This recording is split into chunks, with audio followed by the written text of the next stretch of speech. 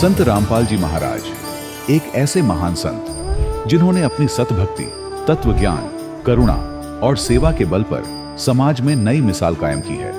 संत रामपाल जी महाराज की अगुवाई में उनके सभी सतलोक आश्रमों से समाज कल्याण के अद्भुत कार्यों ने समाज को सुनहरे भविष्य की एक नई उम्मीद दिखाई है।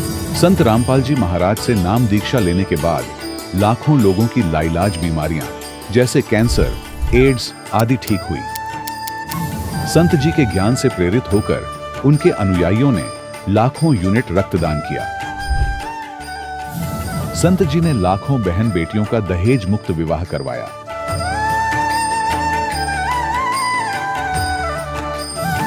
संत जी ने लाखों लोगों का नशा छुड़वाया, करोड़ों उजड़े परिवार बसे। संत जी के आश्रमों में समागम के दौरान निःशुल्क नेत्र चिकित्सा, दंत चिकित्सा प्रदान की जाती है।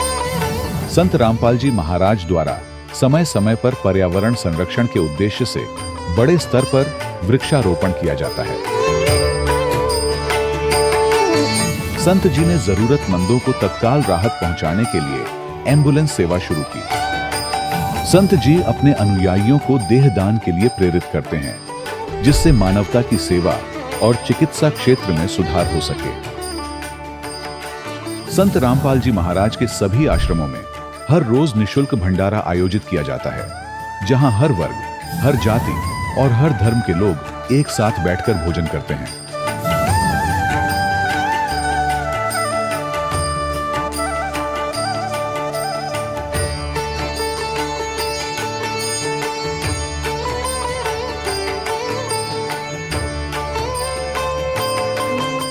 संत रामपाल जी महाराज की अन्नपूर्णा मुहिम ने गरीब और बेसहारा लोगों के जीवन में एक नई ऊर्जा और उम्मीद को जन्म दिया है। घर घर खाद्य सामग्री और जरूरी मदद पहुंचाकर संत रामपाल जी महाराज ने लोगों को दुख और मजबूरी से लड़ने की ताकत प्रदान की है।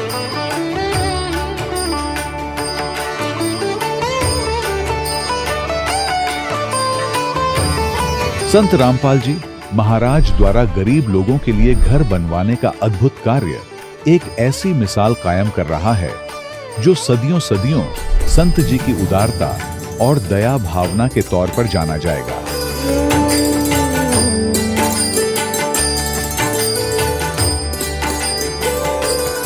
संत रामपाल जी महाराज ने हरियाणा सहित भारत के कई राज्यों में आई भीषण बाढ़ से अनेक गांवों और किसानों को बड़ी राहत दिलाई।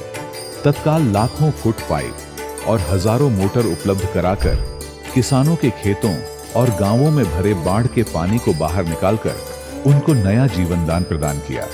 आज संत रामपाल जी महाराज को किसानों के मसीहा के तौर पर देखा जा रहा है। जगह जगह उनके लिए सम्मान समारोह आयोजित हो रहे हैं। संत रामपाल जी महाराज के आश्रम में हजारों बुजुर्गों को सम्मान और प्यार के साथ जीवन जीने का अवसर मिलता है। उनके खाने, रहने और स्वास्थ्य की पूरी जिम्मेदारी संत रामपाल जी महाराज उठाते हैं। अनाथ बच्चों के लिए संत रामपाल जी महाराज के सभी आश्रम किसी वरदान से कम नहीं। यहाँ उन्हें शिक्षा, संस्कार और भविष्य के लिए बेहतर अवसर प्रदान किए जाते हैं। चाहे बाढ़ हो, भूकंप या महामारी, संत रामपाल जी महाराज और उनके अनुयायी हमेशा ही जरूरतमंदों के लिए सबसे आगे खड़े रहते हैं। कोविड महामारी के दौरान संत रामपाल जी महाराज के आश्रमों से करोड़ों लोगों के लिए भोजन, दवाइयां और जीवन रक्षक सामग्रियां उपलब्ध कराई गई। चाहे गरीब की मदद हो या किसी शोषित और पीड़ित वर्ग के हक और सम्मान की लड़ाई, संत रामपाल जी महाराज ने हमेशा ही उनकी दबी आवाज को सरकारों तक पहुंचाया है और उन्हें उचित न्याय दिलवाने में अहम भूमिका अदा की है। समाज में आध्यात्मिक और सामाजिक मूल्यों के प्रति जागरूकता लाने में संत रामपाल जी महाराज हर कदम पर मानवता के सच्चे सेवक साबित हुए हैं। संत रामपाल जी महाराज का जीवन हमें सिखाता है कि सच्ची सेवा वही है जो निस्वार्थ भाव से की जाए। आइए हम भी इस महान सेवा के कार्य में इस महान संत से जुड़ें और संत रामपाल जी महाराज से नाम दीक्षा लेकर अपने जीवन को धन्य बनाएं।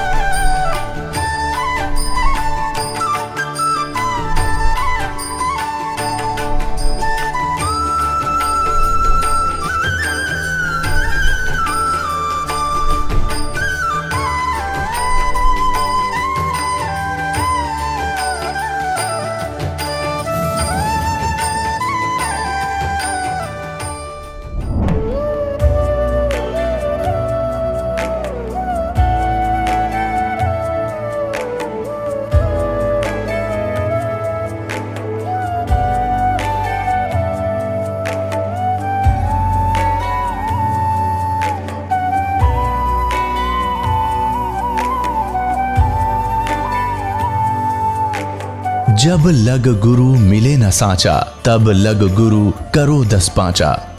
क्या गुरु बदल सकते हैं? क्या गुरु बदलने से पाप लगता है? अध्यात्म के इस मैदान में आखिर सही गुरु कौन है? गीता जी में वर्णित तत्वदर्शी संत कौन है? इन सभी प्रश्नों के उत्तर जानने के लिए अवश्य सुनिए जगत गुरु तत्वदर्शी संत रामपाल जी महाराज के मंगल प्रवचन। सत साहिब दर्शकों, मनुष्य जीवन भर शांति और सुख की तलाश में परंपरागत भक्ति साधनाओं को अपनाता है, लेकिन जब अपेक्षित सुख और मानसिक चयन नहीं मिलता तो वह धीरे धीरे मानसिक तनाव का शिकार हो जाता है। दर्शकों, ऐसी ही कहानी थी पंजाब के रहने वाले रमेश जी की।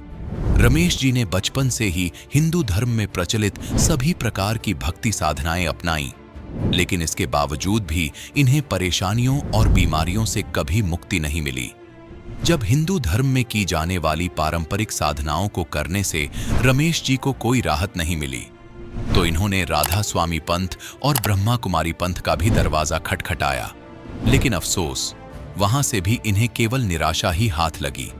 लेकिन दर्शकों, आज रमेश जी का कहना है कि जब से मैंने संत रामपाल जी महाराज से नाम दीक्षा ली है, तब से मेरे जीवन की दिशा और दशा दोनों ही बदल गई हैं। अब मुझे वास्तव में यह ज्ञान हुआ है कि इस संसार में सच्चा सद्गुरु कौन है। दर्शकों, आखिर लाखों लोग अलग अलग पंथों को छोड़कर संत रामपाल जी महाराज की शरण क्यों ग्रहण कर रहे हैं? इसके पीछे की सच्चाई क्या है? आइए सुनते हैं रमेश जी की कहानी उन्हीं की जुबानी। सर, क्या नाम है आपका? रमेश दास। कहाँ से आए हैं सर आप? जलंधर से हैं। क्या काम करते हैं? मैं ऑफिसर हूँ यहाँ इंश्योरेंस कंपनी में। सर, संत रामपाल जी महाराज से नाम दीक्षा आपने कब ली? मैंने गुरुजी से जो दीक्षा है 28 फरवरी 2013 से ली। आप संत रामपाल जी महाराज से नाम दीक्षा लेने से पहले क्या भक्ति साधनाएं करते थे? सर, उससे पहले हम देवी देवताओं की भक्ति करते थे। 1980 से मैं राधा स्वामी पंथ से भी जुड़ा हुआ था। 92 में जब शादी हुई के बाद जो मेरे मिसेज था ब्रह्म कुमारी जाती थी, उसमें भी मैं वहाँ पे उनके साथ जुड़ा हुआ था। आप राधा स्वामी पंथ से जुड़े हुए थे, वहाँ पर आपने कितने साल तक साधना की? मैंने वहाँ पे सर 80 से लेके 2013 तक वहीं पे जाता रहा था। मतलब 33 साल तक आप राधा स्वामी पंथ में रहे? स्वामी थे और ब्रह्म कुमारी के बाद 92 के बाद ब्रह्म कुमारी में जाते रहे थे। 33 साल तक आपने राधा स्वामी पंथ में साधना की, उसके बाद आप ब्रह्मा कुमारी पंथ में भी जुड़े। फिर आप संत रामपाल जी महाराज की शरण में कैसे आए? ये हमने टीवी पे वो सत्संग देखते थे, मिसी जी महाराज देखते थे। मैं तो अमृतसर में पोस्टर था, तो ये जब देखते थे फिर हमने वहाँ पे आपका एक मैसेज आता है भी, जो ज्ञान गंगा पुस्तक हमने मंगवाई, उनको फिर पढ़ने के बाद तो मिसी बोली, फिर वहाँ पे हम चले गए थे। वहाँ पे उस पर हमने नामदान लिया। सर, ज्ञानगंगा पुस्तक के बारे में बहुत सारे श्रद्धालु जिक्र करते हैं। ऐसी ज्ञानगंगा पुस्तक में कौन सी वो विशेष बातें आपको लगी जिसको पढ़कर आप अट्रैक्ट हुए कि हाँ, अब मुझे संत रामपाल जी महाराज को अपना गुरु बनाना चाहिए? उसमें ऐसे था, पहले तो हम जितनी भी देवी देवता की भक्ति करते थे, शिव जी की भी जब भक्ति करते तो वो देखते थे भी शिव जी खुद अपनी सारी उम्र भक्ति करता रहा, लेकिन किसकी करता रहा ये कहीं भी उसका नहीं था। ठीक है, तो ये जब हमने ये चीज़ पढ़ी, इधर से ज्ञान गंगा पढ़ी, सृष्टि रचना, हम पहले अपनी कॉलेज लाइफ में ये देखते थे ये सृष्टि रचना कैसे हुई कैसे नहीं हुई, लेकिन पता ही नहीं चल रहा था कैसे नहीं हुई थी। जब किसी भी बुक्स में आप देख लो, गीता गूता में कहीं भी ऐसी नई चीज़ मिल रही थी। जब हम इधर ये ज्ञान गंगा पढ़ी, उसमें ये सब चीज़ें पढ़ी, सृष्टि रचना, सब कुछ ऐसी देवी देवताओं के बारे में डिटेल में सारा हमें ज्ञान पता चला। सर, सृष्टि रचना के बारे में तो राधा स्वामी पंथ में भी बताया जाता है। संत रामपाल जी महाराज ने आपको ऐसी कौन सी बातें बताई जिससे आपको लगा कि हाँ, ये बातें सही हैं? नहीं, उसमें राधा स्वामी पंथ में इतना डिटेल में नहीं बताया, उसमें तो ऐसे नहीं था, लेकिन इसमें शुरू जैसे ज्ञान गंगा में एक एक चीज़ बताई है विद उनके अथेंटिकेशन प्रूफ के, ये जो वेद हम जिनको बेसिक अपना बताते हैं, लेकिन और कहीं किसी भी धर्म में ऐसी कोई चीज़ है नहीं है, कोई लॉजिक ही नहीं बताता, कोई मतलब अथेंटिकेशन कोई बताता ही नहीं। हम आपसे ये भी जानना चाहते हैं कि संत रामपाल जी महाराज के ज्ञान में और राधा स्वामी पंथ के ज्ञान में आपको क्या क्या भिन्नताएं नजर आती हैं?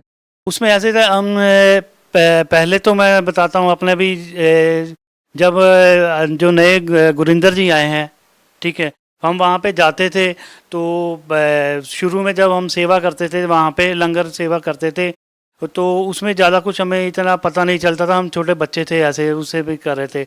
जब हम थोड़ा बाद में जब पढ़े हुए गुरिंदर जी जब नए अभी इस समय जो यहाँ के प्रचारक हैं वह राधा स्वामी जी के हैं, वो तो बाद में हमें पता चला ये तो एक बिजनेसमैन है। वो पहले भक्ति तो की नहीं, क्योंकि जो भक्ति करने वाले होते हैं वो तो उन लोगों को बचपन से ही लगन होती है। जो क्योंकि वो जो जैसे अपने गुरु गोविंद जी थे, गुरु नानक देव जी से, सब कबीर साहब से, सबसे वो शुरू से ही करते थे। सर ये वाणी में आता है कि सोई गुरु पूरा कहावे जो दो अक्षर का भेद बताए।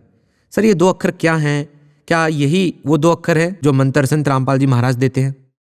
हाँ जी, वही तो बताते हैं। और किसी में हमें कभी पता ही नहीं चला कहाँ पे दो मंत्र का जो ज्ञान था हमें यहीं से पता चला है।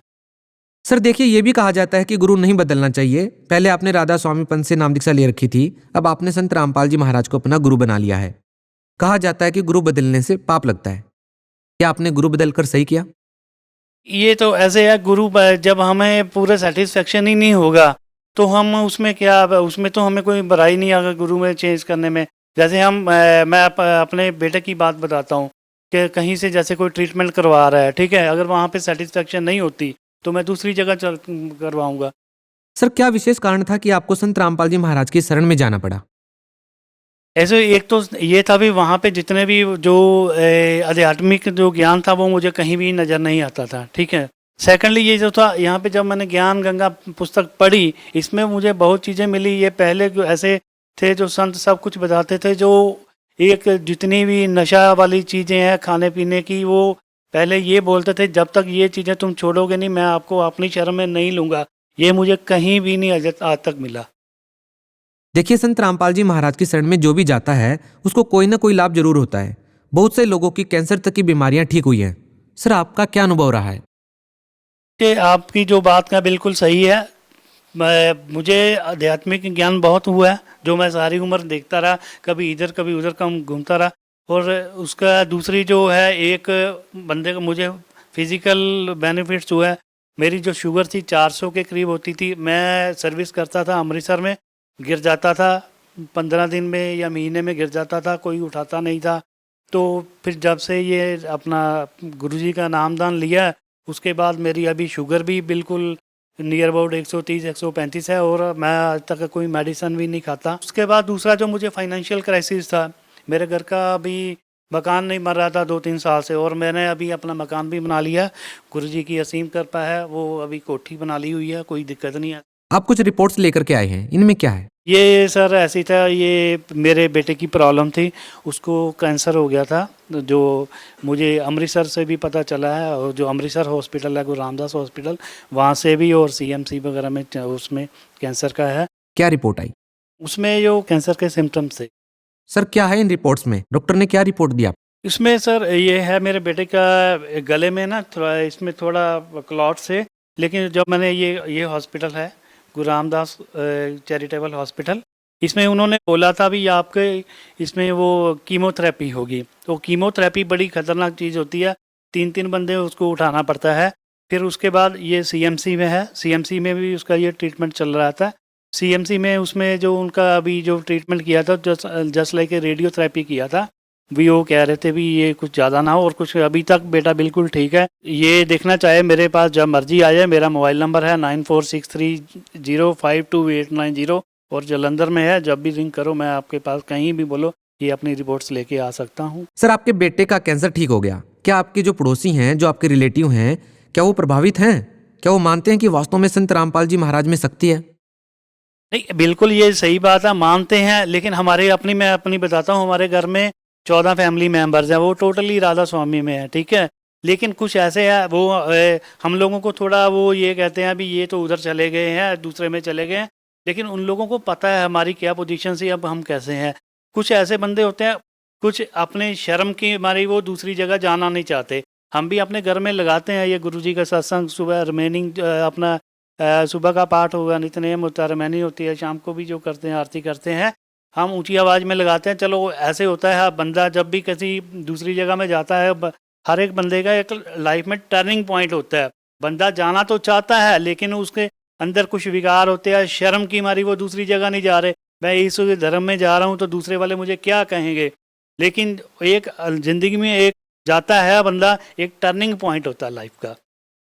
सर, आप भगत समाज को क्या संदेश देना चाहते हैं? भगत समाज को यही संदेश देना चाहता हूँ, यहाँ पे हमारे टीवी पे सत्संग आता है, अगर आप लोगों को कुछ डाउट है, लोगों की शर्म के मारे या पड़ोसियों के मारे ये नहीं बताना चाहते भी हम ये मतलब गुरुजी जो कोई ज्ञान दे रहे हैं, मतलब हम लोगों को, मुझे उन लोगों को अच्छा लग रहा नहीं आ रहा, कम से कम एक काम करें, अपने आप को सेटिस्फाई करने के लिए एक ज्ञान गंगा बुक्स मंगा के देखो, उसका कोई पैसा नहीं लगेगा।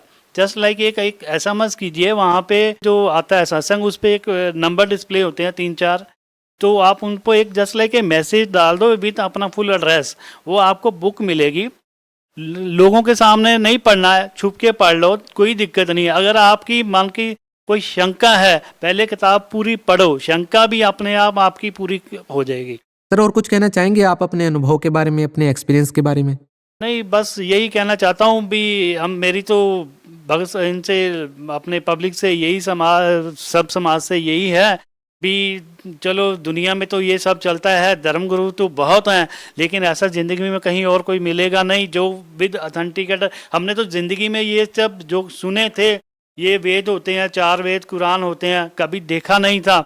अब वो बुक में ज्ञान गंगा देखो, विद पेज नंबर, श्लोक नंबर, सब क्या, सब कुछ डिटेल दिया है। अपनी बुक्स कहीं ऑनलाइन, अगर कोई आपको वेल एजुकेटेड है सब फैमिली, तो उसमें इंटरनेट पे उसका जो देख सकते हैं अपने, वो सारा अपना मन का शंका दूर करें। हाँ, अगर किसी चीज़ की भी इन लोगों को शंका होती है तो वहाँ पे जो नंबर डिस्प्ले होते हैं उन पे वो सारी अपनी शंका समाधान कर सकते हैं। सर, बहुत बहुत धन्यवाद। सत्संग दर्शकों, अभी आपने सुने संत रामपाल जी महाराज से दीक्षा प्राप्त करके सुखी हुए भक्त के अनुभव। अब देखिए जगत गुरु तत्वदर्शी संत रामपाल जी महाराज के मंगल प्रवचन। गगन में आग लगी बड़ी भारी, भाई ब्रह्मा जल गया, विष्णु जल गया, यो शंकर जला लटाधारी। परमात्मा ने इतनी बात कही थी, लागे नुकड़े कड़े देखे, लगे सुन ले सारी। परमात्मा ने सारा कुछ बता दिया। 3 देव की जो करते भक्ति, उनकी कदे ना होवे मुक्ति। गुण 3 की भक्ति में ये भूल पड़ो संसारे, कह कबीर निज नाम बिना कैसे उतरो पार। मालिक ने सुनाया सत्संग कि ये 3 लोक के चौधरी हैं, एक विभाग के मालिक हैं। इनके पिता ज्योत निरंजन काल है, इनसे ऊपर एक और अक्षर ब्रह्म है, अक्षर ब्रह्म से ऊपर परम अक्षर ब्रह्म है। उस परम अक्षर ब्रह्म परमेश्वर का संदेश लेकर आया हूं, उससे पूर्ण मोक्ष होगा। ये ब्रह्मा विष्णु महेश भी नासवान है।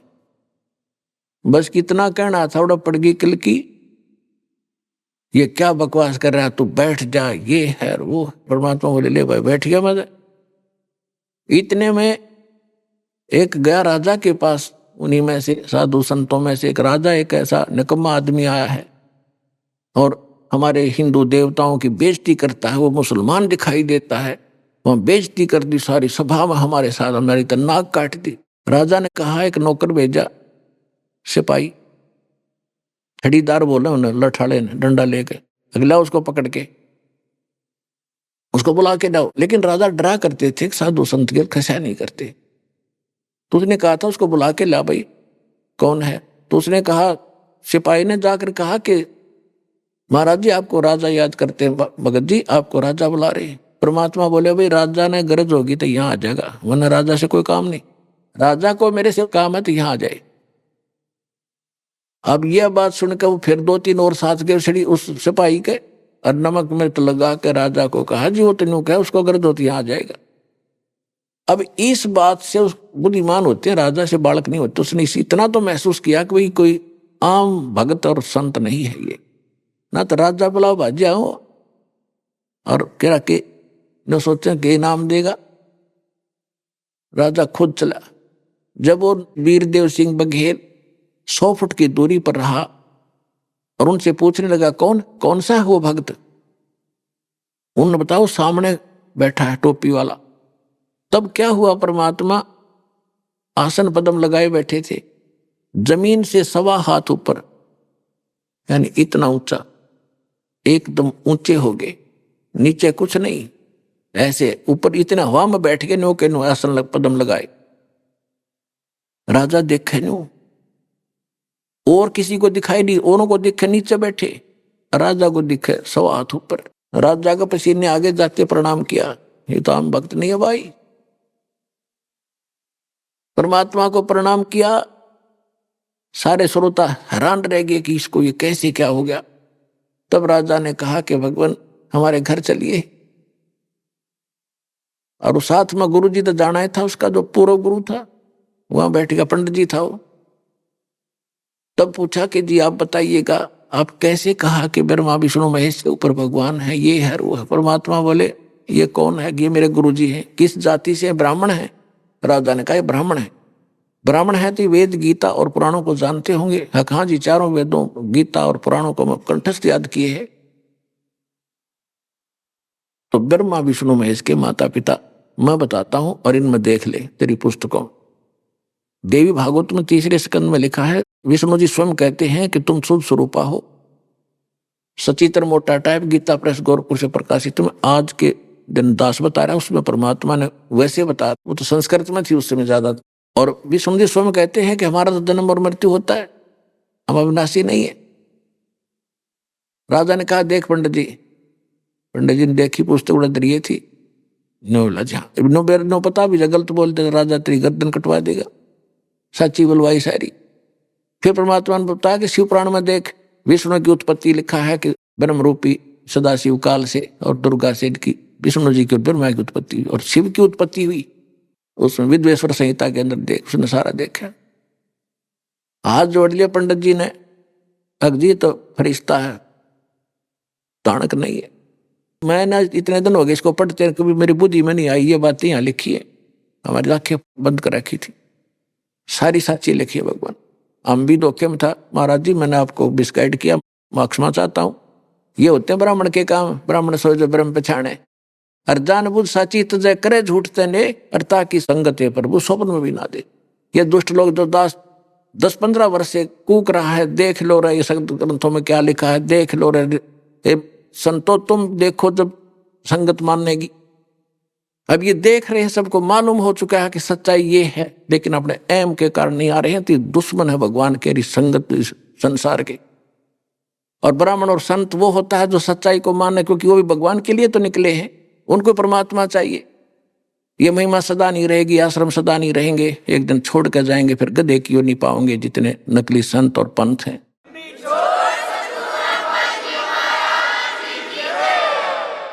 इसका नाम ब्राह्मण होता है। ब्राह्मण थे रामानंद जी। पहले तो परमात्मा के साथ खूब वाद विवाद किया था, जब परमात्मा ने दाना दाना गिन दिया। विद्वान पुरुष थे, सब कुछ देखा, फिर भी ना पेटा बरा थोड़ा बहुत कि मैं समाधि लगाता हूं। परमात्मा ने कहा कि लगा समाधि। जहां वो अंतिम समय स्थान था उसका इस ब्रह्मांड के अंदर, वहां पहुंच गया। परमात्मा ने बताया कि ये है तेरा स्थान, और जब तेरी मृत्यु होगी, जब आप जाओगे लेफ्ट साइड में, वहां 3 रास्ते हो जाते, त्रिवेणी है त्रिकुटी से आगे, और सीधा रास्ता ये ब्रह्मरंध्र है। ये तेरे किसी मंत्र से नहीं खुलेगा, मेरे पास वो मंत्र है जिससे ये खुलेगा। परमात्मा ने उच्चारण किया, ब्रह्मरंध्र खुला। तब स्वामी रामानंद जी को ऊपर ले गए, फिर ऊपर के सारे लोग दिखाए, सतलोक दिखाया। वहां अनंत कोट ब्रह्मांड के सिंहासन पर कबीर साहब वो 5 वर्ष के बालक जाके विराजमान हो गए, और सब वहां ब्रह्मा विष्णु महेश जैसे करोड़ों खड़े वहां हाथ जोड़े मालिक के सामने। इस अतिथि को देख करके रामानंद जी की आत्मा को वापस भेजा। सामने 5 वर्ष का बालक बैठा, वही कबीर दुल्हा चरणों में गिर गया। 105 वर्ष का ब्राह्मण, और समाज को एक तरफ पटक दिया और शरण लिए परमात्मा के। तो ब्राह्मण सोए जो ब्रह्म पहचाने, ब्राह्मण वही पंडित वही होता जो भगवान को पहचान ले, समाज को की ओर नहीं देखे, भगवान की ओर ही देखे। तो वीर सिंह बघेल ने नाम ले लिया, उसके उस गुरु ने भी दीक्षा ले ली। अब वो उस ब्राह्मण की दूसरे ब्राह्मण नहीं माने, उसको जात से डाल दिया। अब उसको ज्ञान हो गया परमात्मा का कि भाड़ में जाओ ऐसा समाज जो भगवान से दूर करे। परमात्मा के सूक्ष्म ज्ञान में लिखा हुआ है, परमात्मा कहते हैं रतन जड़ाऊ मंदिर है, मंदिर माने महल, रतन जड़ाऊ मंदिर है, यानी पूरे महल में जैसे हम चिप्स चाप्स लगाते हैं ऐसे सारे में ये रतन लगे हों। रतन जड़ाऊ मंदिर है और लख योजन स्थान, जिसकी लाख योजन, एक योजन में 4 कोस, एक कोस में 3 किलोमीटर, जिसके 12 लाख किलोमीटर का क्षेत्र उसके अंतर्गत आता हो। इतना बड़ा वो प्रभावशाली प्रभु बना हो और उसके महल के अंदर रतन लगे हुए हों सारे में। रतन जड़ाऊ मंदिर है और लख योजन स्थान, सकट सगा न भेटियो तय हो इंद्र समान। कहते परमात्मा सकट तो ईसा रिश्तेदार भी नहीं मिला जो इतना धनवान और जो भगवान से दूर करे, हमने उसकी जरूरत नहीं है। सकट सगा यानी रिश्तेदार रिलेटिव ना चाहिए, चाहे वो इंद्र स्वर्ग के राजा जैसा भी क्यों ना हो। टोटे में भक्ति करे सोए सही सपूत, ये मायाधारी मस्करे ना जाने कितने जा लिए ऊत। अब क्या बताते हैं परमात्मा, वीरदेव सिंह बघेल ने दीक्षा ले ली, प्रथम मंत्र दिया। अब हम क्या करते हैं, मंत्र ले लेते हैं। प्रथम मंत्र तो एक फर्स्ट एड सी है आपकी, इससे आपकी आस्था भावना देखी जाती है कि इससे आप लग गए, इसे आपने परमात्मा का सच्चे ढंग से मर्यादा में रह के भक्ति करी तो परमात्मा आपको पूरा सहारा देगा, तो आप भक्ति से जुड़ जाओगे। उसके बाद फिर सतनाम दिया जाता है। अब वीरदेव सिंह बघेल को प्रथम नाम देकर परमात्मा चले गए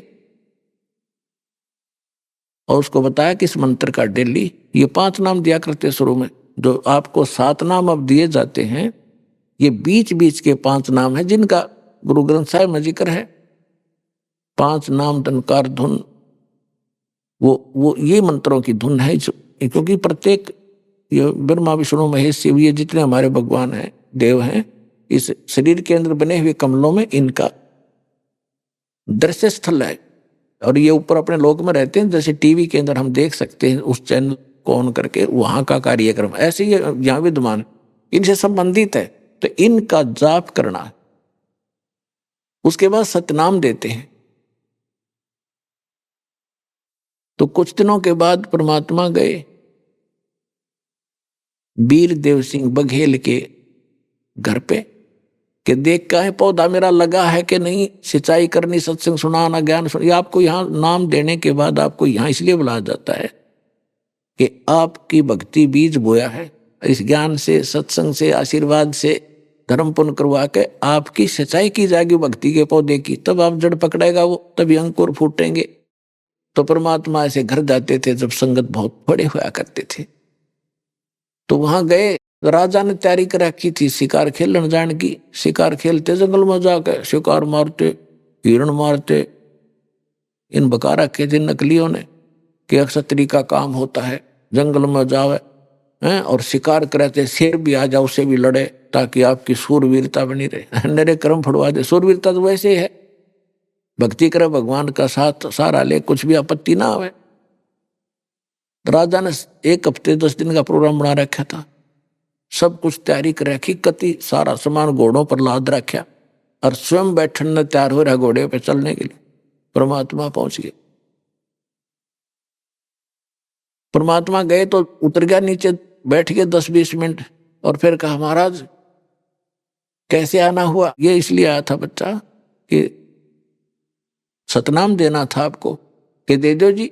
नहीं अभी नहीं भाई, ऐसा कर तो आज यहाँ रुक और कल तेरे को सतनाम दूंगा। नु बोला जी ऐसा है, आज तो उन्होंने पूरी तैयारी कर रखी है और चलो आप भी चलो, जंगल में सैर सपट्टे करके आएंगे, फिर कल दे दियो।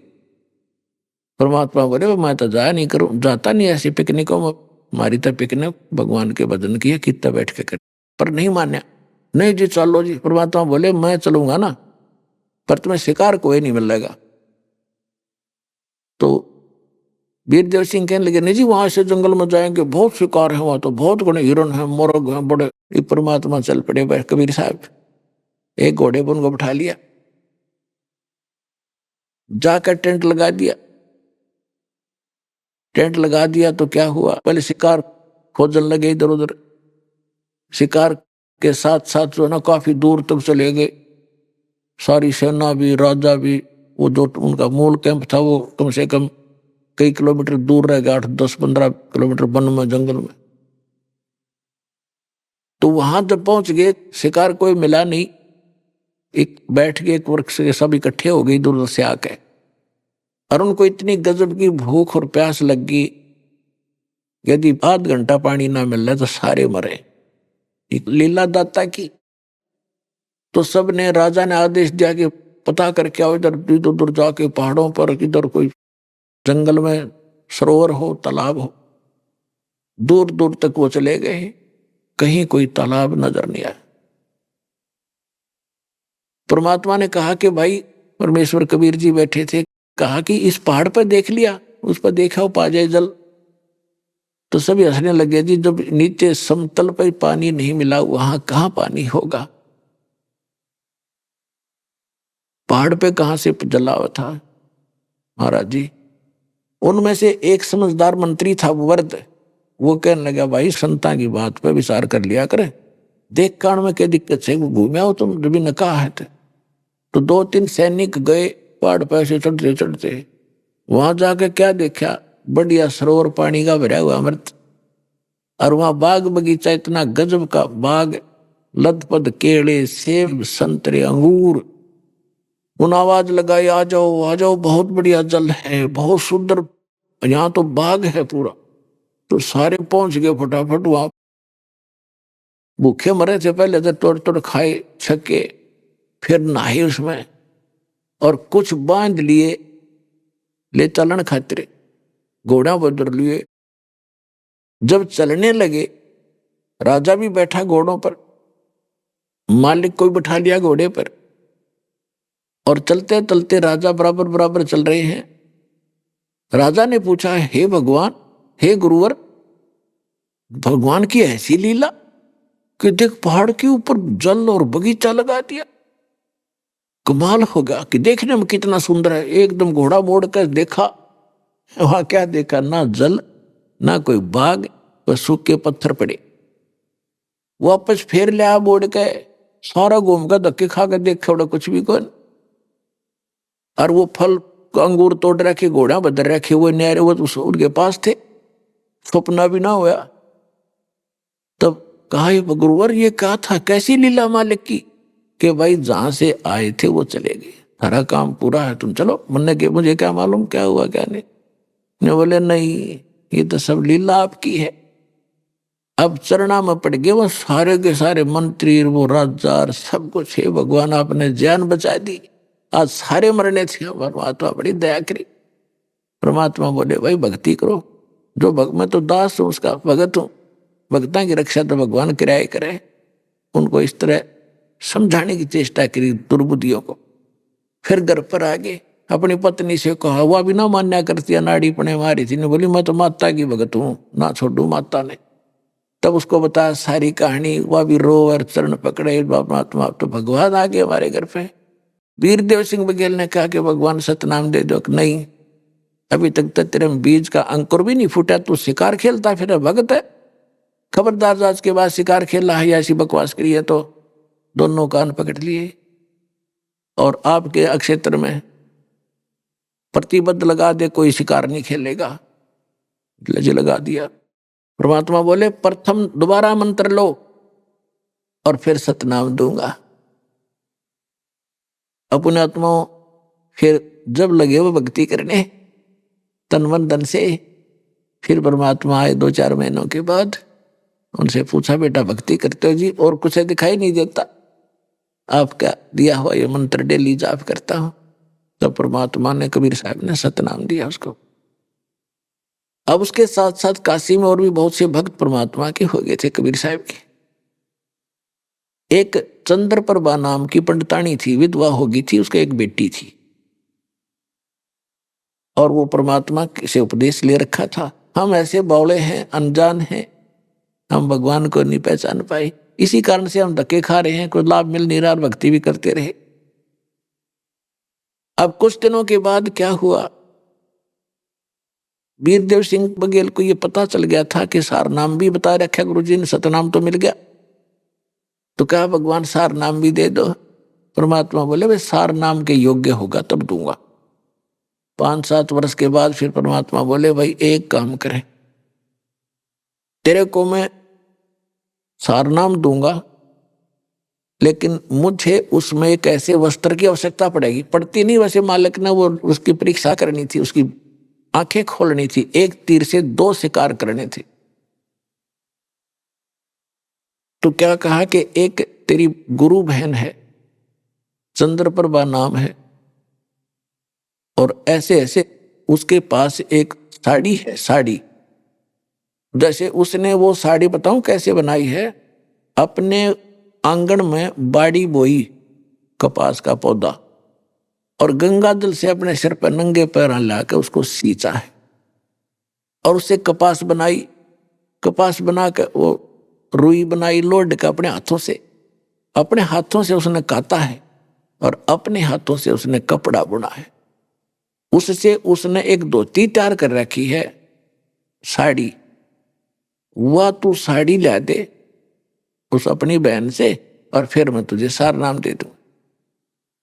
राजा ने कहा जी धन्य, बहुत अच्छा।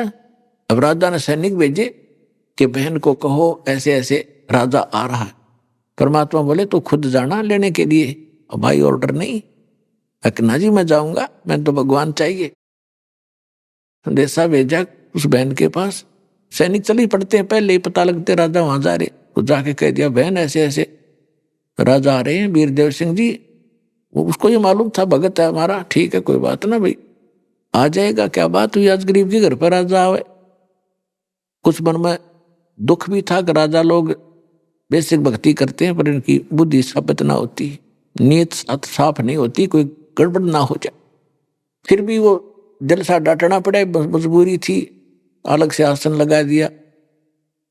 राजा पहुंच गया, बैठ गया, हाथ जोड़ के खड़ी होगी कि महाराज बोलो क्या आदेश है। बहन एक प्रार्थना है, आदेश नहीं है। मैं आपका भाई, आप मेरी बहन, गुरु बहन भाई हम, और बैठ जाओ आप भी।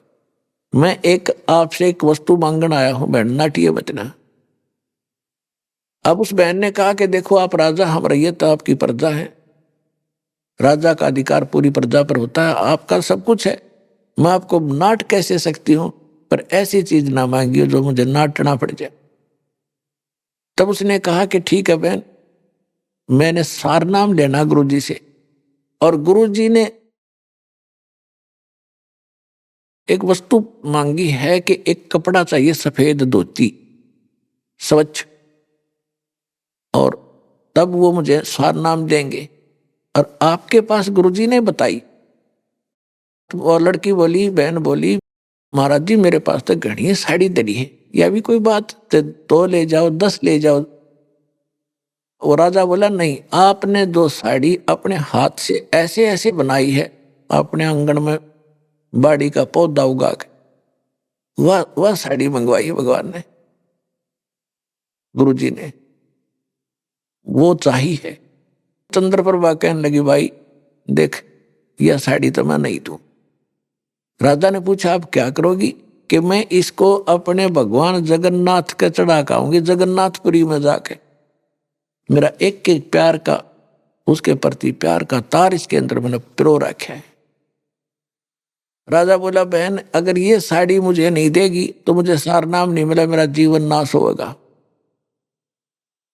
बहन इसके बदले में तू मुझसे जो चाहे मांग ले, मैं दे दूंगा, 2, 5, 4 गांव तुझे दे दूंगा, प्रधान बना दूंगा मेरी बहन, मेरा जीवन सफल हुआ है। कहने लगी भाई राजा बात सुन दे, तू राजा मैं रैयत हूं, या धोती नहीं दूंगी, मैं भगवान के लिए बनाई है, चाहे देश निकाला दे दे और उन धक्के तो छीन ले, बेशक तेरी ताकत है, पर अपने हाथ से चंद्र प्रभा नहीं देगी इतने, एक वे कहते 100 वे। बहुत देर तक रिक्वेस्ट करता रहा पर मायूस होकर उठकर चल पड़ा। अब आके ढीले हो, मालिक को तो पता था। परमात्मा ने पूछा, हाँ भाई क्या रहा वीरदेव सिंह बघेल? कहने लगा, जी मेरे खोटे भाग हैं, मैं बड़ा नीच व्यक्ति हूं और मेरे भाग में सारनाम नहीं है, मेरी माड़ी किस्मत है। भगवान परमात्मा ने पूछा कि क्या बात हुई, कि सारी कहानी बता दी उसने, लड़की ने, के साथ जो वार्ता हुई थी वीर सिंह ने बताया। तो परमात्मा ने पूछा, वो करेगी क्या उस साड़ी का, धोती का? राजा ने बताया, उसने ये कहा है कि मैं जगन्नाथ के मंदिर पे अपने हाथ से ढाका आऊंगी, मैंने उसके लिए बनाई, वो मेरा भगवान है विष्णु जी। परमात्मा बोले, बेटा एक काम कर दे, मैं तुझे सारनाम दे दूंगा, चलो अपनी शर्त में ढीली करता हूं, वो धोती वो वहां से ढाका उसने पूछ ले कद जावेगी, और वहां तक इसको उस बेटी को कोई दुख ना हो रास्ते में, यह व्यवस्था तू कर दे। और जब वह धोती चढ़ा के आ जाएगी, अपने पैंट चढ़ा के आ जाएगी जगन्नाथ के, फिर मैं तेना आते नाम दे दूंगा। जब वह सुरक्षित आ गई तय, उसको दिक्कत नहीं आनी चाहिए कोई रास्ते में। राजा की खुशी का ठिकाना नहीं कि अपनी बहन ने बैलगाड़ी में रथ में बैठा दूंगा, जैसे कहेगी वैसे भिजवा दूंगा, पालकिया में भिजवा दूंगा, 10 सैनिक साथ भेज दूंगा बॉडीगार्ड रूप में, ये तो बात मेरे हाथ में है। तो उसी समय उसने सिपाहियों को भेजा और पूछा कि कब जाएगी बहन, और सारी बात बता दी। उसने बताया चंद्रप्रभा ने कि भाई मैं जाऊंगी, राजा को बोल दो फलाना दिन पूर्णवासी को वहां चढ़ाऊंगी जा करके, या जो भी दिन उसने बताया। उस सैनिकों ने बताया कि राजा ने कहा कि आपके साथ हम सैनिक चलेंगे अपनी बहन की सुरक्षा के लिए, गुरुदेव का आदेश है, और कहो तो आपको रथ में बैठा कर ले चलें। वो बोली नहीं, पैदल जाऊंगी मैं, तो आते समय तो बेसिक बैठ लूं, पर जाते समय जाऊंगी पैदल। तो राजा ने खाने पीने की व्यवस्था एक अलग से करके सैनिक साथ भेज दिए, ऊंट पर लादा या बैलगाड़ी में, जैसे भी। अब वो चल पड़े, वो बहन चली गई नहा धोकर सुबह सुबह, और वो थाली में रख के वह साड़ी, और पहुंच गई जगन्नाथ की जहाँ मूर्ति बनी हुई, 3 मूर्तियां दास भी देख कर आया था, भक्तों को दिखा कर लाया था। मैं कहा इन पत्थरा न पूज के हम मोक्ष चाहते हैं। और उस मंदिर के साथ जगन्नाथ के मंदिर की स्थापना में कबीर परमात्मा की विशेष योगदान है, वो आपको बताया है कई बार, इसलिए भक्तों को दिखाने के लिए दास गया था कि सच्चाई है।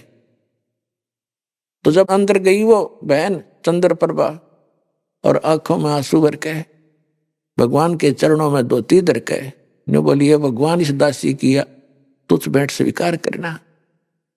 वो साड़ी वहां से उठी और बाहर प्रांगण में आके गिर गई, और आकाशवाणी हुई कि हे महामूर्ख, जगन्नाथ तो काशी में बैठा है कबीर, और तू आ गई यहाँ पत्थर पूजन, और जाके उसको दे दे, उसके चरणा में पड़ जा, वो जगन्नाथ आया हुआ है। जगन्नाथ का अर्थ नहीं श्री कृष्ण जो सारी सृष्टि का मालिक स्वामी हो, उसको जगन्नाथ कहते हैं।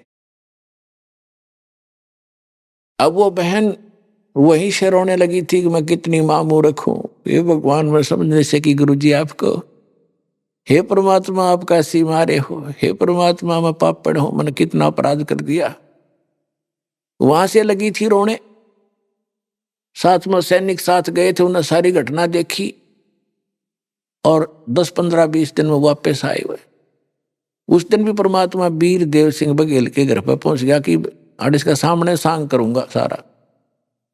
अब पहले पता करा कबीर साहब की झोपड़ी पर, वहां से पता चला कि राजा के घर गए हैं, तो सारे के सारे सैनिक भी, बेटी भी, बहन भी वीरदेव सिंह बघेल के घर पहुंचे राजमहल में। परमात्मा बैठे आस, वो धोती को उठा के लाई थी सिर पे धर के, मालिक के चरणा में रख के रोन लाग रही बुरी तरह। अब बोल नहीं पा रही थी। राजा ने सोचा मेरी किस्मत माड़ी, अरे बहन को कोई आपत्ति होगी, और ये सैनिक कहाँ चले गए थे निकम्मे, इन क्यों ना रक्षा करी इसकी, देख के बात बनी क्यों रो रही है बहन, इसको कोई दिक्कत आई है रास्ते में। अब मुझे सारनाम नहीं मिला। उसने एक सैनिक को बुलाया, क्या हो गया इसको? उन्होंने बताया जी कुछ नहीं हुआ, बहन को सुरक्षित ले गए, सुरक्षित लाए। और उसने सारी कहानी बताई जिसने वहां धोती चढ़ाई जाके जगन्नाथ के मंदिर में, और इस बार धोती वहां से उठकर बाहर आंगन में गिर गई। और आकाशवाणी हमने सुनी कि जगन्नाथ तो वो कबीर नाम से बैठा है जो काशी के अंदर, तू यहाँ धक्के खाना ही ना लग, तने शर्म नहीं आई, ले जा इस धोती को वहां उठाकर धर दे उसके चरणों में। अब राजा कांपन लग गया, रोई तो भगवान बैठे थे, हम मूर्ख हैं, है पहचान नहीं सके। तो परमात्मा कहते हैं गुरु मानस कर जानते ते नरक ये अंध, और हुए दुखी संसार में फिर अग गई उनके बंद।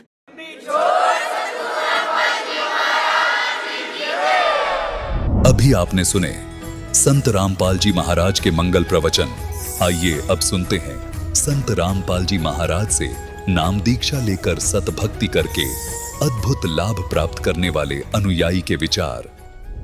मनुष्य अपने जीवन में जब कष्ट और दुखों से घिर जाता है तो वह तलाश करता है भगवान की, और जब उसे भगवान की प्राप्ति नहीं होती तो वह दरवाजे खटखटाता है धर्म गुरुओं के। दर्शकों, ऐसी ही कहानी है इंदौर की रहने वाली दीपिका रावल जी की।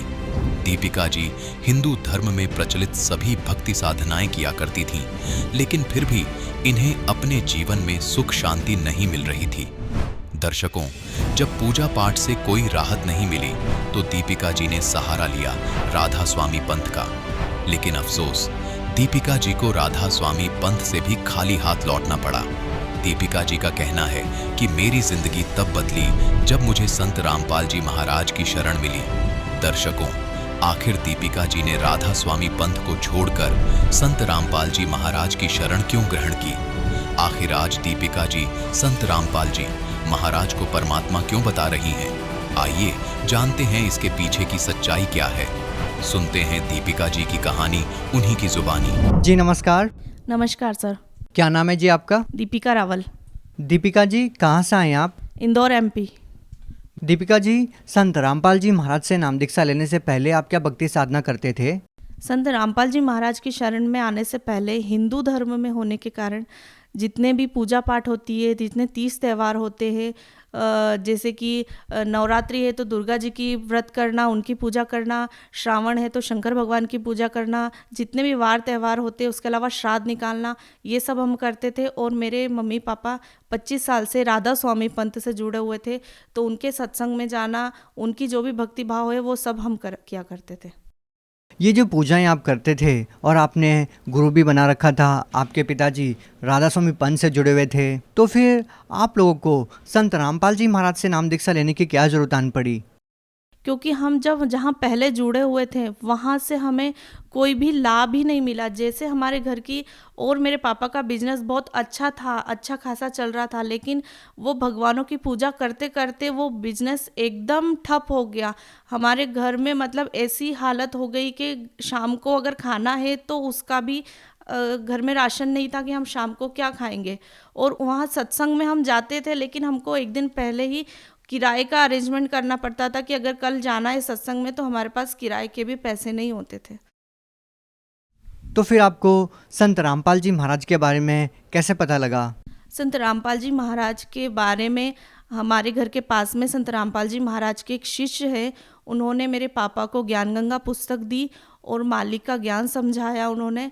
फिर पापा ने वो सत्संग सुना, ज्ञान गंगा पुस्तक पढ़ी और जो भी अपने वेद है, गीता है, उनसे सबसे मिलान करा।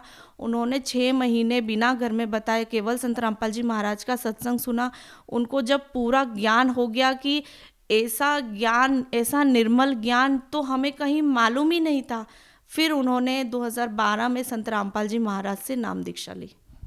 दीपिका जी, जैसे कि आपने बताया कि आप और आपका पूरा परिवार 25 साल से राधा स्वामी पंथ से जुड़ा हुआ था और अब आप लोगों ने संत रामपाल जी महाराज से नाम दीक्षा ले ली है, तो हम आपसे ये जानना चाहेंगे कि संत रामपाल जी महाराज जी के ज्ञान में और राधा स्वामी पंथ में जो आप लोगों ने ज्ञान सुना, उसमें आपको क्या भिन्नता नज़र आती है?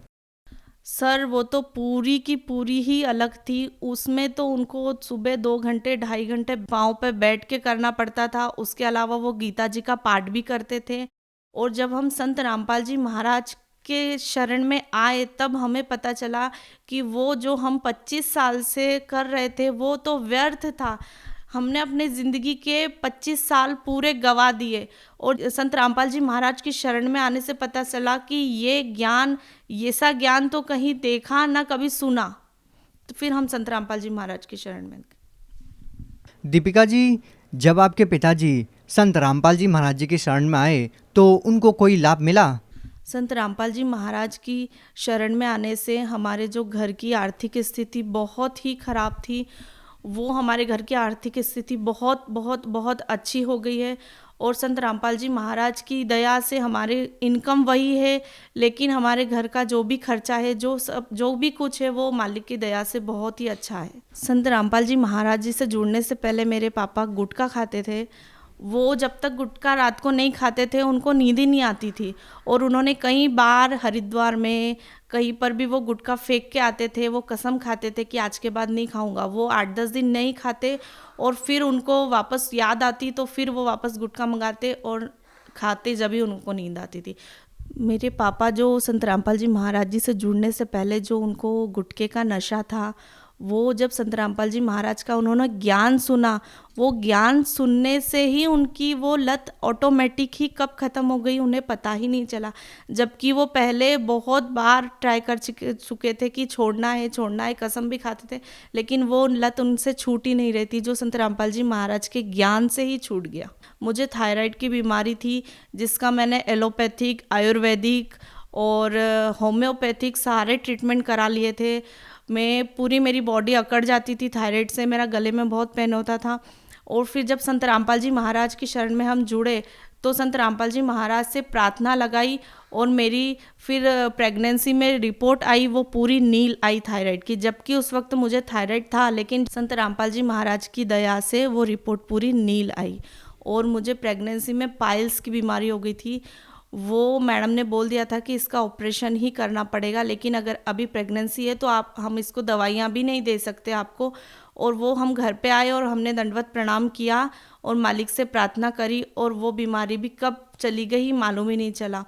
और इसके अलावा अभी हम आश्रम से आ रहे थे तो हम ट्रेन में बैठे थे, लास्ट डब्बे में कांच की तरफ बैठे थे। मेरा छोटा बेटा है वो भी था, और हम कांच की तरफ ही देख रहे थे।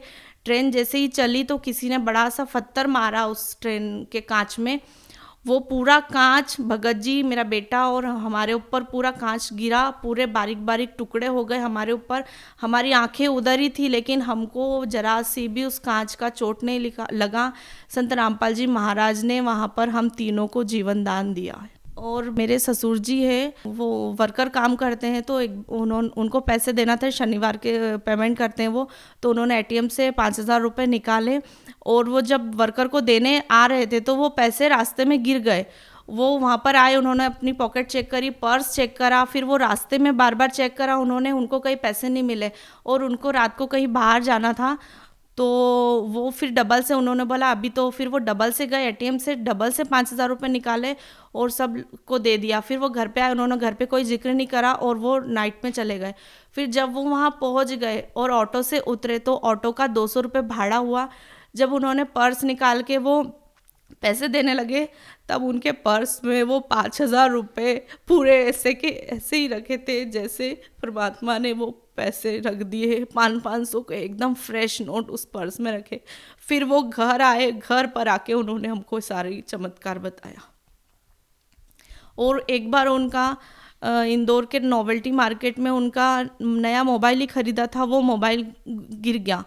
फिर घर पर आके हमने 2 दिन तक मोबाइल लगाया, फ़ोन बंद था। फिर हमने परमात्मा के आगे प्रार्थना लगाई कि मालिक फ़ोन लिया है अभी और इतना वो भी नहीं है। और वो फ़ोन बस हमने प्रार्थना लगाई। उसके पहले हम 2 दिन से डेली ट्राई कर रहे थे, वो बेल नहीं बज रही थी। बस मालिक से प्रार्थना करी और हमने फ़ोन लगाया तो वो फ़ोन बज गया। और फिर उन्होंने, जबकि जिसके पास था उसके मन में भी वो आ गया था कि ये फ़ोन मैं रख लूँ, लेकिन उसने जब चालू करा तो उसमें मालिक का फ़ोटो आता है फ्रंट में। मेरे ससुर जी ने मालिक का फ़ोटो लगा रखा था, तो पता नहीं उसको क्या हुआ। तो उसने बोला नहीं, ये जिसका फ़ोन है वो आएगा और लॉक खोलेगा तो मैं उसको दे दूँगा। फिर वो हमने फ़ोन करा तो उन्होंने बोला ठीक है आप आइए, आपका फ़ोन ले जाइए। और जब मेरे ससुर जी वो फ़ोन लेने गए तो उन्होंने फटाक से लॉक खोल दिया, तो उन्होंने फिर ये फ़ोन उनको वापस दे दिया। और मेरे भगत जी है, वो उन्होंने बचपन से अभी तक राजस्थान के गुरुकुल में वेद की पढ़ाई करी है। उन्होंने पूरा वेद, यजुर्वेद की पढ़ाई करी है, उनको पूरा वही था। लेकिन फिर जब वो संत रामपाल जी महाराज का उनने ज्ञान सुना, तब उन्हें पता चला कि हम जो अनुष्ठान करा रहे, हम खुद पंडित होके जो पूजा पाठ करा रहे, वो सब व्यर्थ है। ये तो हम बस अपने रोजी रोटी के लिए झूठ बोल के लोगों को मतलब ऐसे ही पागल बना के हम अपनी कमाई कर रहे हैं, जबकि उसका कोई लाभ नहीं है। और भगत जी, ये मेरे बेटे की रिपोर्ट है, विनायक नर्सिंग होम की रिपोर्ट है ये। उसको नॉर्मल उल्टियाँ हो रही थी, तो हमने ऐसे ही डॉक्टर को दिखाने हम गए, तो डॉक्टर ने उसे एडमिट कर लिया। तो हमने सोचा चलो ठीक है। और फिर जब उसका ट्रीटमेंट करा उन्होंने, जब रिपोर्ट वगैरह आई, तो उसमें उसको इन्फेक्शन आया पेट में और उसका CRP बहुत बड़ा हुआ आया। लेकिन बेटा एकदम स्वस्थ था। फिर हमने परमात्मा से प्रार्थना लगाई, संत रामपाल जी महाराज से हमने प्रार्थना करी, और अगले ही दिन हमने छुट्टी का बोला डॉक्टर को। लेकिन डॉक्टर रिपोर्ट को देखते हुए डॉक्टर खुद बोला कि ये ऐसा लग नहीं रहा है कि ये रिपोर्ट इस बेटे की, आपके बेटे की है, क्योंकि बेटा एकदम स्वस्थ था, वो हॉस्पिटल में घूम रहा था। तो वो छुट्टी, रिपोर्ट को देखते हुए वो छुट्टी नहीं दे रहे थे कि कल से आप 2 दिन बाद वापस आओगे और बोलोगे कि इसको कुछ हो गया, इसलिए हम इसकी छुट्टी नहीं दे रहे। लेकिन हमने हमारी रिस्क पे 24 को एडमिट हुआ था और 25 को अगले ही दिन हमने छुट्टी ले ली उसकी, जबकि उसकी रिपोर्ट्स वगैरह बहुत ज़्यादा थी और उन्होंने बोला था 5-7 दिन एडमिट रखना पड़ेगा, इसका ट्रीटमेंट चलेगा। हमने बोला चलो ठीक है, हम करवा लेंगे। ऐसा करके हमने छुट्टी ली। उसके बाद मैंने उसको कोई दवाई नहीं दी, कोई कुछ नहीं दिया। संत रामपाल जी महाराज की दया से वो एकदम ठीक है, एकदम स्वस्थ है। दीपिका जी, ये कैसे संभव है कि आपकी रिपोर्ट्स में आपको इतना ज़्यादा इन्फेक्शन था और आपका बच्चा एकदम स्वस्थ था? ऐसा कैसे संभव हो सकता है? ऐसा संभव ऐसा है, जो हमारे संत रामपाल जी महाराज का जो ज्ञान है और जो हमारे संत रामपाल जी महाराज के शब्द में शक्ति है, उसी का चमत्कार है कि बेटा 3 साल का है, उसने भी नाम दान ले रखा है। संत रामपाल जी महाराज के ज्ञान और संत रामपाल जी महाराज के आशीर्वाद से ही ये सब चमत्कार होते हैं। आप भगत समाज को क्या संदेश देना चाहेंगे? भगत समाज को मैं हाथ जोड़कर प्रार्थना कर सकती हूँ, मैं रिक्वेस्ट कर रही हूँ कि प्लीज़ प्लीज़ प्लीज़ संत रामपाल जी महाराज का ज्ञान समझे। संत रामपाल जी महाराज की ज्ञान गंगा जो भी पुस्तक है उसको पढ़िए, और जो अपने वेद है, गीता है, इससे मिलान करिए। आप संत रामपाल जी महाराज का ज्ञान सुनिए तो सही, आपको खुद समझ आ जाएगा क्या सही है और क्या गलत है। तो मैं सभी समाज को, सारे पीपल को ये बोलना चाहती हूँ कि प्लीज़ संत रामपाल जी महाराज का ज्ञान समझिए, और इस जन्म मरण के जो हम इस 84 लाख योनियों के चक्कर में फंसते आ रहे हैं, उससे पीछा छुड़ाइए और अपने सतलोक मार्ग को चलिए। अगर कोई व्यक्ति संत रामपाल जी महाराज से नाम दीक्षा लेना चाहता है तो उनसे नाम दीक्षा कैसे प्राप्त कर सकता है? संत रामपाल जी महाराज ने सभी जिलों में नामदान सेंटर खोले हुए हैं, और अभी जिनको भी संत रामपाल जी महाराज का ज्ञान समझ के उनसे नामदान लेना है, तो विभिन्न चैनलों पे संत रामपाल जी महाराज के सत्संग आते हैं। उसके नीचे एक पीली पट्टी फ्लैश होती है, उस पर कॉन्टैक्ट नंबर दिए होते हैं, उस पर आप फ़ोन करके अपने नज़दीक के जो नामदान सेंटर है वहाँ पर जाके नाम दीक्षा प्राप्त कर सकते हैं। जी धन्यवाद। नमस्ते सर।